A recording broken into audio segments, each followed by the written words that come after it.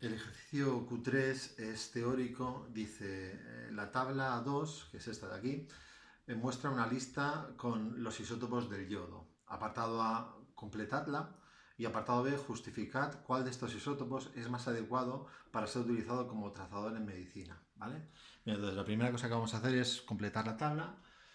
Sabemos que, bueno, aquí tenemos los diferentes isótopos. Sabemos que cualquier isótopo de un elemento tiene el mismo número atómico, porque los isótopos son eso, átomos de un mismo número atómico que están en una misma posición de la tabla periódica. De hecho, isótopo significa eso, es isotopo, igual lugar de dónde, igual lugar de la tabla periódica, ¿vale? Por tanto, lo dicho, tienen que tener un mismo lugar en la tabla periódica, que es la casilla 53, y se caracterizan por un mismo número atómico, todos ellos. Por tanto, todos estos isótopos, si son isótopos del mismo elemento, tienen que tener un mismo número atómico, ¿sí?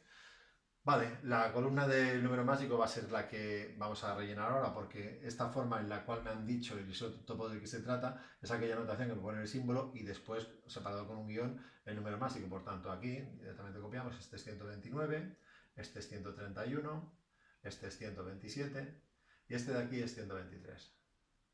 Vale, la columna del número de neutrones pues lo haremos por diferencia. Sabéis que el número másico es el número de protones más el número de neutrones. Como tenemos el número másico y el número de protones, restando una cosa a la otra, me saldrán los neutrones.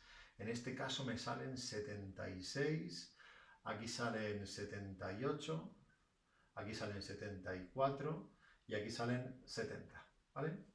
Y bueno, y completando la última columna, veis que aquí me han dado los tiempos de vida media. Este tiene un tiempo de vida medio enorme, de 15,7 por 10 a la 6 años.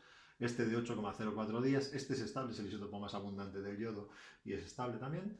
Y bueno, y este tiene un tiempo de vida medio de 13 horas. Radiactivo, estable porque es estable, y este es radiactivo, ¿sí? Vale, y ahora comentemos lo de cuál sería el más adecuado para usarlo como trazador en medicina. Veréis, los trazadores en medicina tienen que cumplir dos cosas, ¿vale? Que los hace buenos. La primera cosa que lo hace bueno es que dure el tiempo suficiente, que esté activo, que emita su radiación, que sea detectable el tiempo suficiente para que la prueba pueda hacerse. Es decir, por lo menos tiene que durar ese tiempo, ¿sí?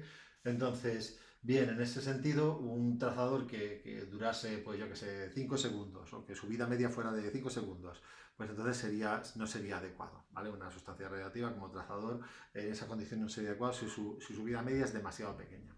Por otro lado, tener en cuenta que dándome el tiempo necesario para poder hacer la prueba, cuanto antes desaparezca del torrente sanguíneo, mejor, porque no deja de ser una sustancia radiactiva que es un posible mutágeno, ¿vale? Por tanto, de todos estos, cuál sería el más adecuado? Descartamos el yodo 127 porque al no presentar actividad no se puede utilizar como trazador, no emite radiación, es un isótopo estable, por tanto, este descartado. Este va a ser que no, ¿sí?